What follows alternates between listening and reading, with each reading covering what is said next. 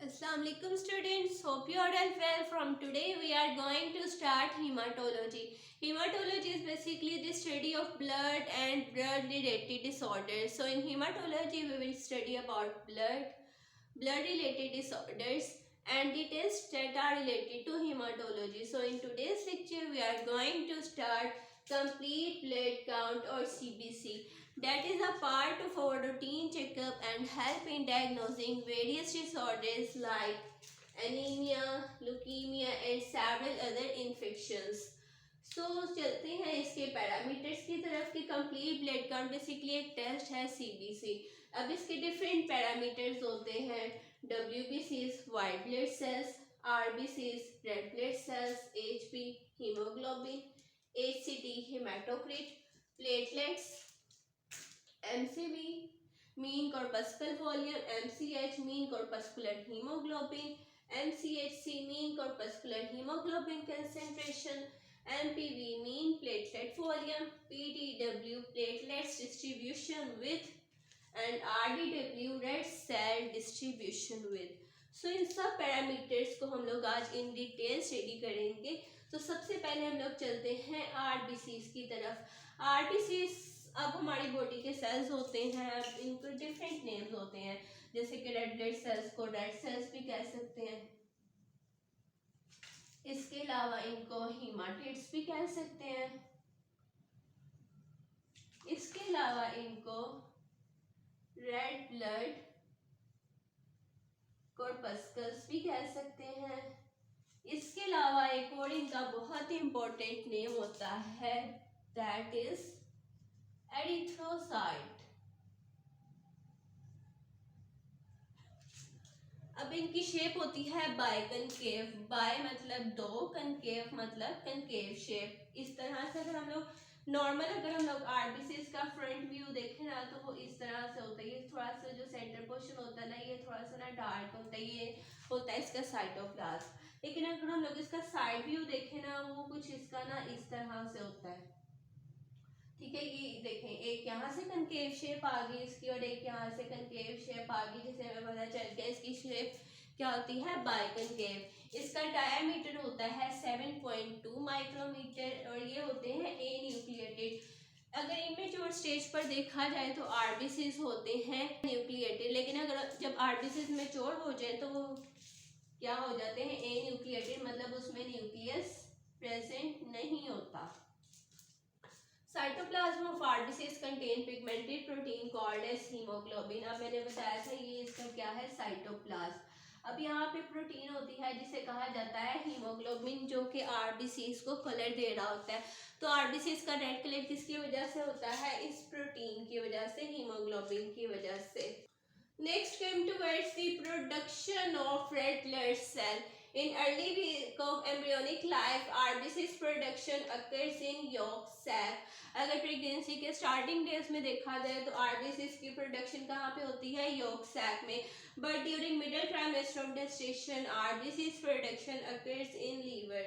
Starting में कहाँ पे हो रही है, yolk sac में। देन जो प्रेगनेंसी के मिडिल ट्राइमेस्टर है तब ये कहाँ पर हो रही है, लीवर में। And during the last month of gestation or after birth, RBC's production occurs in bone marrow, and after 20 years of age, RBC is also produced in our membranous bones like vertebra, ileum, etc. Next बात करते हैं इसकी normal range की। Mail में देखा जाए तो इसकी रेंज होती है 4.35 टू 5.65 मिलियन पर मिलीमीटर क्यूब। अगर फीमेल्स में देखी जाए तो 3.4 टू 5.5 मिलियन पर mm क्यूब। अब आरबीसीज की अगर प्रोडक्शन ज्यादा हो जाएगी तो इसे कहा जाता है एरिथ्रोसाइटोसिस। ठीक है, अगर इसकी प्रोडक्शन कम हो जाए तो इसे कहा जाएगा एरिथ्रोसाइटोपिनिया। अगर हमने कहा ये नॉर्मल रेंज है, अगर इस नॉर्मल रेंज से ज़्यादा इनकी प्रोडक्शन हो रही होगी तो इसे कहेंगे एरिथ्रोसाइटोसिस। अगर इस नॉर्मल रेंज से इसकी प्रोडक्शन कम हो रही होगी तो इसे कहा जाएगा एरिथ्रोसाइटोपिनिया। अब कौन सी कंडीशंस होती हैं जिनमें आरबीसीज की प्रोडक्शन ज़्यादा हो जाती है, जैसा कि अगर हम लोग एरिथ्रोसाइटोसिस मतलब आरबीसीज की प्रोडक्शन किन कंडीशन में ज़्यादा हो सकती है, ये डिहाइड्रेशन की वजह से ज़्यादा हो सकती है। इसके अलावा ये हार्ट डिसऑर्डर्स में ज़्यादा हो सकती है। और इसके अलावा ये एक कंडीशन होती है जिसे कहा जाता है polycythaemia vera.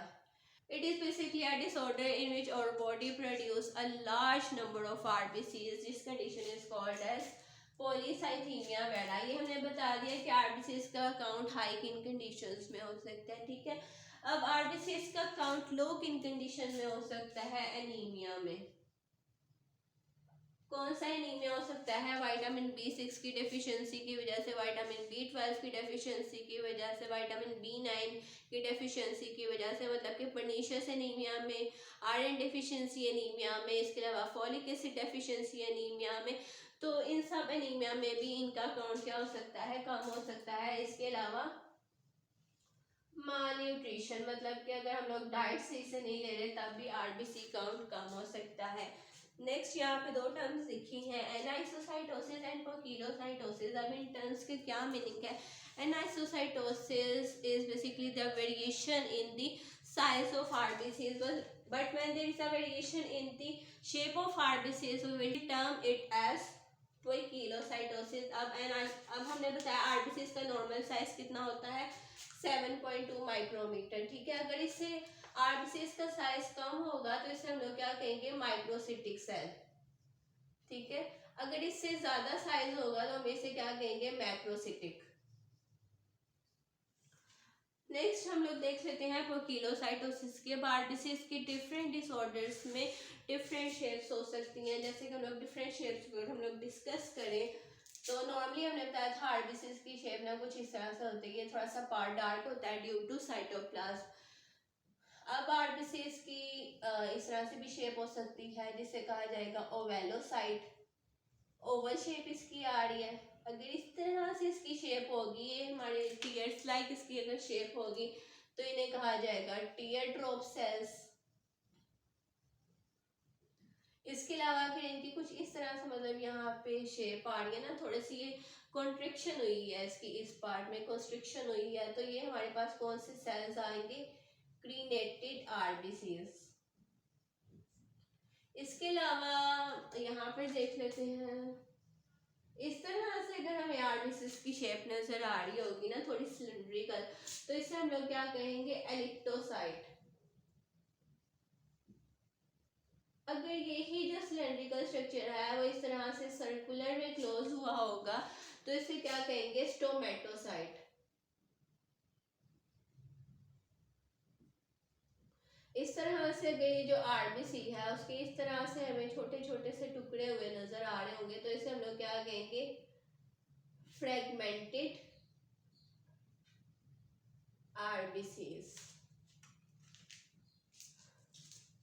Next come towards the other parameter of complete blood count, that is white blood cell. White blood cells plays a very important role in immunity and they are also called as lymphocyte. Their lifespan इनका कितना होता है, 13 to 20 days. 13 to 20 days के बाद WBCs की death होती है। इस तरह से न्यू RBCs बनते जाते हैं, जो ओल्ड RBCs हैं उनकी डेथ होती जाती है। Next come to its development of WBCs, किन किन स्टेजेस से होकर मैच्योर हमारे पास WBC बनता है, तो हम लोग देख लेते हैं। सबसे पहले हमारे पास एक सेल बनता है जिसे कहा जाता है हीमोसाइटोब्लास्ट। अब ब्लास्ट का क्या मतलब होता है, ब्लास्ट का मतलब होता है इमेच्योर सेल, ठीक है। अब यहाँ पे हमारे पास एक इमेच्योर ब्लड सेल बन गया, ठीक है। देन वो फर्दर कन्वर्ट हुआ लिम्फोइड स्टेम सेल में, देन उससे बना लिम्फोब्लास्ट, देन बना प्रोलिम्फोसाइट एंड देन हमारे पास एक मैच्योर WBC बन गया जिसे कहा जाता है lymphocyte. Next come towards the classification of WBCs। अब जो हमारे व्हाइट ब्लड सेल्स हैं वो हमारे पास दो क्लासेस में क्लासिफाई होते हैं, एक है ग्रैनुलोसाइट और सेकंड है हमारे पास ए ग्रैनुलोसाइट्स। अगर ग्रैनुलोसाइट्स हमारे पास कौन से सेल्स होंगे, जिसमें हमारे पास ग्रेन्यूल्स होंगे, जैसे कि हमारे पास एक सेल है उसमें हमारे पास इस तरह से ग्रेन्यूल्स हैं। लेकिन एक ग्रेनुलोसाइट कौन से सेल्स होंगे जिनमें ग्रेन्यूल्स प्रेजेंट नहीं होंगे। ग्रेनुलोसाइट्स को आगे फर्दर 3 सेल्स में क्लासीफाई किया गया है, neutrophils, eosinophils and basophils. Same एक ग्रेनुलोसाइट्स को 2 में क्लासीफाई किया गया है, एक है लिम्फोसाइट एंड सेकंड है मोनोसाइट। अगर हम लोग अब सबसे पहले न्यूट्रोफिल्स को देखें तो ये हमारे पास ना इनका डायमीटर होता है 12 to 14 माइक्रोमीटर। अब जो न्यूट्रोफिल्स होते हैं इनका हमारे पास साइटोप्लाज्म इस तरह से हमारे पास ये सेल होता है। इसका जो साइटोप्लाज्म होता है वो वॉयलेट कलर का होता है। इसमें हमारे पास इस तरह से ना छोटे छोटे से ग्रेन्यूल्स होते हैं। अब इसका जो न्यूक्लियस होता है ना वो लोब्यूलेटेड हुआ होता है 2 to 5 लोब्स में। इस तरह से हमारे पास ना न्यूट्रोफिल्स अगर आप माइक्रोस्कोपी करेंगे ना तो उसमें हमारे पास ना इस तरह से ये सेल्स नजर आ रहे होंगे। न्यूट्रोफिल्स हमारे पास कुछ इस तरह के नजर आ रहे होंगे। Neutrophils plays a very important role in our immunity. They are basically act as the first line of defence. जैसे हमारी स्किन है वो भी एक्ट करती है as a first line of defence. जैसे हमारी बॉडी में कोई जर्म एंटर होता है तो उसके अगेंस्ट फाइट करते हैं, उसको हमारी बॉडी में एंटर होने से रोकते हैं। इस तरह अगर कोई जर्म हमारी बॉडी में एंटर होएगा तो सबसे पहले न्यूट्रोफिल्स उसको डील करेंगे, but there death in large number forms the pulse. Next come towards eosinophil. इनका डायमीटर होता है 12 to 16 माइक्रोमीटर। अब जो इओसिनोफिल्स होते हैं वो हमारे पास कुछ इस तरह से होते हैं। ये हमारे पास है सेल इओसिनोफिल, ठीक है। अब इसका जो साइटोप्लाज्म होता है इसका भी साइटोप्लाज्म पिंक होता है और इसमें हमारे पास इसमें भी इस तरह से ग्रेन्यूल्स होते हैं। लेकिन इसमें हमारे पास न्यूट्रोफिल्स में कितने लोब्स थे, 2 to 5। लेकिन जो इओसिनोफिल है इसमें हमारे पास कितने लोब्स होते हैं, 2। इस तरह से एक लोब इस तरह से आ गया और सेकंड लोब इस तरह से। हमारे पास इसमें 2 लोब्स होते हैं। जो इओसिनोफिल्स हैं इन्होंने एलर्जिक रिएक्शन से डील करना होता है। इसके अलावा पैरासिटिक इन्फेक्शन मतलब पैरासाइट से फाइट करना होता है। नेक्स्ट केम टूवर्ड्स बेसोफिल्स। बेसोफिल्स का डायमीटर होता है 10 माइक्रोमीटर। ये हमारे पास कुछ इस तरह से दिखता है। ये हमारे पास है बेसोफिल्स, ठीक है। इसका भी साइटोप्लाज्म पिंक होता है। इस तरह इसमें ग्रेन्यूल्स होते हैं और साथ में इसमें हमारे पास एक ही लोब्यूल होता है, मतलब ये सिंगल लोब्यूलेटेड सेल्स होते हैं, ठीक है। अब जो बेसोफिल्स है ना इसमें जो हमने बताया ये इस तरह से छोटे छोटे से ग्रेन्यूल्स हैं, ठीक है। अब इन ग्रेन्यूल्स में हमारे पास ना हेपेरिन होता है और हिस्टामिन होता है जो कि इन्फ्लेमेशन में बहुत इंपॉर्टेंट रोल प्ले करता है। नेक्स्ट केम टूवर्ड्स लिम्फोसाइट्स। जो लिम्फोसाइट्स होते हैं इनका हमारी इम्यूनिटी में बहुत इंपॉर्टेंट रोल होता है। लिम्फोसाइट्स आगे फर्दर 2 में डिवाइड हुए होते हैं। एक आता है टी लिम्फोसाइट और एक हमारे पास आते हैं बी लिम्फोसाइट। जो टी लिम्फोसाइट है इनका सेलुलर इम्यूनिटी में रोल होता है, जबकि जो बी लिम्फोसाइट है इनका ह्यूमोरल इम्यूनिटी में रोल होता है। जो लिम्फोसाइट है ये हमें किस तरह से नजर आ रहे होते हैं, ये इनमें इस तरह से हमारे पास छोटे छोटे ग्रेन्यूल्स नहीं होते क्योंकि ये ए ग्रेन्यूलेटेड होते हैं, ठीक है। अब लिम्फोसाइट हमें किस तरह का नजर आ रहा होगा, ये फॉर एग्जाम्पल हमारे पास सेल है, इसका ये जो इतना पार्ट है ना ये सारा ही ऑलमोस्ट कवर्ड होता है, ठीक है। बस इतनी सी स्पेस जो है ना वो हमारे पास पीछे बच रही होती है, ठीक है। अगर आप माइक्रोस्कोपी करेंगे तो लिम्फोसाइट आपको इस तरह से विजिबल होगा। Next come towards monocyte. Monocyte हमारे पास इस तरह से होते हैं।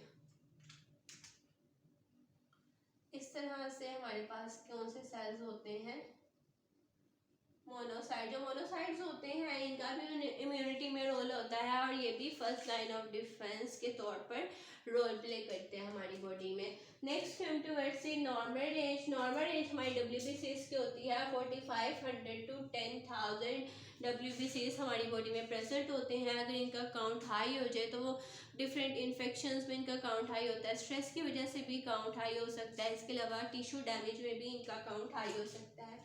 कौन सी कंडीशंस हमने बताई हैं जिनमें WBCs का काउंट हाई होता है, स्ट्रेस में हो सकता है, कोई भी इन्फेक्शन हुई हमारी बॉडी में WBCs की प्रोडक्शन स्टार्ट हो गया, वो हमारी सर्कुलेशन में आया और जब से फाइट आउट करने की कोशिश करेंगे तो तब भी इनका काउंट हाई हो जाएगा। इसके अलावा हमारी बॉडी का कोई टिश्यू डैमेज हो गया तो तब भी WBCs का काउंट हाई होगा। इसके अलावा कौन सी कंडीशन है जिनमें इनका काउंट कम हो सकता है, जैसा कि बोन मैरो फेलियर हो गया है। बोन मैरो जो है वो हमारे WBCs की इतनी प्रोडक्शन नहीं कर रही जितनी हमारी बॉडी को ज़रूरत है, तो तब भी इसका काउंट लो हो जाएगा। इसके अलावा बोन मैरो एप्लेसिया हो गया है, मतलब कि जो बोन मैरो एप्लेसिया मतलब कि जो बोन मैरो है या तो वो फुली डेवलप नहीं है या वो प्रॉपरली फंक्शन नहीं कर रहा, जिसकी वजह से भी WBC प्रोडक्शन कम होगी। इसके अलावा सिस्टेमिक ल्यूपस एरिथमाटोसिस या जिसको SLE भी कह सकते हैं, बेसिकली ये कंडीशन होती है जिसमें जो हमारी बॉडी के अपने ही सेल्स होते हैं वो हमारी ही बॉडी के हेल्थी टिश्यूज को अटैक कर रहे होते हैं, तब भी WBCs का काउंट कम हो सकता है। इसके अलावा स्प्लीन एनलार्जमेंट भी अगर हो जाए ना तो तब भी इसका काउंट कम हो जाता है। अब स्प्लीन एनलार्जमेंट की वजह से इसका काउंट क्यों कम होगा? ऑब्वियसली हमारी जो स्प्लीन होती है ना, उसने क्या करना होता है, जितने भी डेड सेल्स होते हैं इसने उसको अपने अंदर स्टोर करना होता है, उनकी डिस्ट्रक्शन करनी होती है with the help of different macrophages. अब स्प्लीन की जब इनलार्जमेंट हो जाएगी वो क्या करेगी, ज़्यादा से ज़्यादा WBCs को अपने अंदर स्टोर करेगी, जिसकी वजह से जो सर्कुलेशन है, हमारा ब्लड है, वहाँ पर इसकी जो काउंट है वो कम हो जाएगा। नेक्स्ट हमारे पास आ रहे हैं platelets. Platelets are also called as thrombocytes. They have very important role in clot formation, clot retraction, hemostasis, phagocytosis, and also have very important role in repairing our injured blood vessels. Their normal range is 150 to 400 into 10 to raise power 9 cells per liter. Means के 1,50,000 to 4 lakh sales पर litre present होते हैं। अब इनका count high किन conditions में हो सकता है, जैसा कि अगर स्प्लीनेक्टोमी हुई है, मतलब कि स्प्लीन को रिमूव कर दिया गया सर्जरी की वजह से, तब भी इनका काउंट हमारे ब्लड में हाई हो सकता है। जैसे हमने WBCs में बताया था कि अगर स्प्लीन इनलार्जमेंट हो जाए तो उनका काउंट लो हो जाता है। क्योंकि जो स्प्लीन क्या होगी वो ज़्यादा से ज़्यादा सेल्स को अपने अंदर कर लेगी, जिसकी वजह से ब्लड में उसका काउंट लो हो जाएगा। लेकिन अगर सर्जरी के थ्रू स्प्लीन को रिमूव कर दिया जाए किसी डिसऑर्डर की वजह से, तो इसका काउंट हमारे ब्लड में हाई हो जाएगा, क्योंकि जो स्प्लीन होते हैं इसने प्लेटलेट्स को स्टोर करना होता है, वो प्लेटलेट्स को स्टोर नहीं करेगी, स्प्लीन होगी नहीं, वो प्लेटलेट्स को स्टोर नहीं करेगी, तो इसका काउंट हमारे ब्लड में ज़्यादा हो जाएगा। इसके अलावा अगर विटामिन B12 की डेफिशिएंसी हो गई है या विटामिन B9 की डेफिशिएंसी हो गई है, तो तब भी इसका काउंट हाई हो सकता है। और इसका काउंट लो किन कंडीशंस में हो सकता है, जैसा कि बोन मैरो फेलियर है, कि जो बोन मैरो है वो इनफ सेल प्रोडक्शन नहीं कर रही, जिसकी वजह से प्लेटलेट काउंट कम हो सकता है। इसके अलावा कोई कीमोथेरेपी ली जा रही है, उसकी वजह से भी इसका काउंट कम हो सकता है। इसके अलावा थैलेसीमिया में भी इसका काउंट कम हो सकता है। इसके अलावा ल्यूकीमिया में भी इसका काउंट कम हो सकता है। Leukaemia is basically a cancerous condition in which there is a cancer in our WBCs. It is basically the cancer of WBCs. इसके अलावा लिम्फोमा में भी इसका काउंट कम हो सकता है। Lymphoma is basically the cancer of lymph nodes. The lifespan of platelets is 8 to 12 days। 8 to 12 days के बाद इसकी डिस्ट्रक्शन हो जाएगी स्प्लीन में with the help of macrophages. Next हमारे पास आ रहा है haematocrit. Haematocrit is also called as packed cell volume. It basically measures the proportion of RBCs in our blood. Basically इसे देखना होता है कि हमारे ब्लड में RBCs की प्रोपोर्शन कितनी है, कितनी परसेंटेज में RBCs हमारी ब्लड में प्रेजेंट है। इसकी नॉर्मल रेंज होती है 35 to 55%। अब जो हेमाटोक्रीट है हम लोग इसको काउंट कर सकते हैं। अगर हमें हीमोग्लोबिन पता हो तो इससे हम लोग हेमाटोक्रीट काउंट कर सकते हैं। हीमोग्लोबिन को अगर हम लोग मल्टीप्लाई करें 3 से तो हमारे पास क्या आ जाता है, हेमाटोक्रीट। हीमोग्लोबिन हमारे पास होती है 12, अगर हम लोग 12 को 3 से मल्टीप्लाई करें तो हमारे पास ऑलमोस्ट 36 आ रहा है, ठीक है।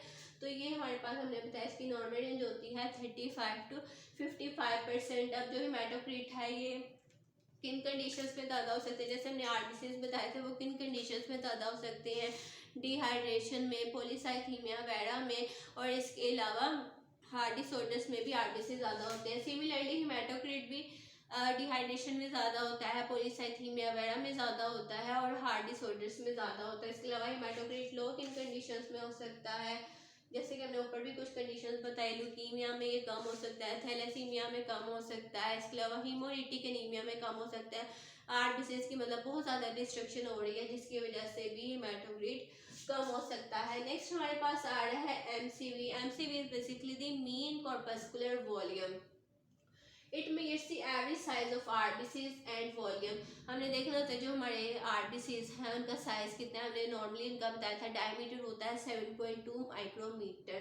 ठीक है, हमें उनका साइज देखना होता है और वॉल्यूम देखना होता है। इसकी नॉर्मल रेंज होती है 80 to 95 फेम्टोलीटर। ठीक है, वॉल्यूम मतलब लीटर में होता है ना, तो इसकी नॉर्मल रेंज है 80 to 95 फेम्टोलीटर। हम एमसीवी को किस तरह से कैलकुलेट कर सकते हैं, जैसे कि हमें अगर पीसीवी मतलब कि पैक सेल वॉल्यूम या हिमेटोक्रिट पता होगा, इसको हम लोग मल्टीप्लाई करेंगे 10 से और उसे डिवाइड कर देंगे अपने टोटल आरबीसी काउंट से, तो हमारे पास क्या आ जाएगा MCV.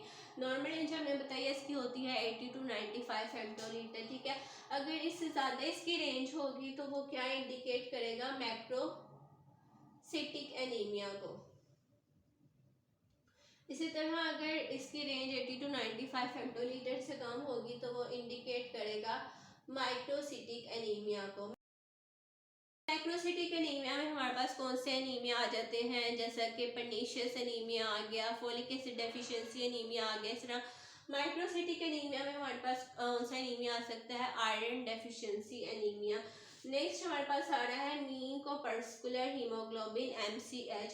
It basically measures the average amount of haemoglobin in a single RBC. हमारे एक सिंगल आरबीसी में हमारी हीमोग्लोबिन की कितनी अमाउंट प्रेजेंट है उसे कहा जाएगा MCH। इसकी नॉर्मल रेंज होती है 27 to 33 पिकोग्राम। अगर इसकी भी रेंज इस नॉर्मल रेंज से ज़्यादा होगी तो इससे हम लोग क्या इंडिकेट करेंगे, मैक्रोसिटिक एनीमिया। अगर इससे कम होगी तो वो इंडिकेट करेगा माइक्रोसिटिक एनीमिया को।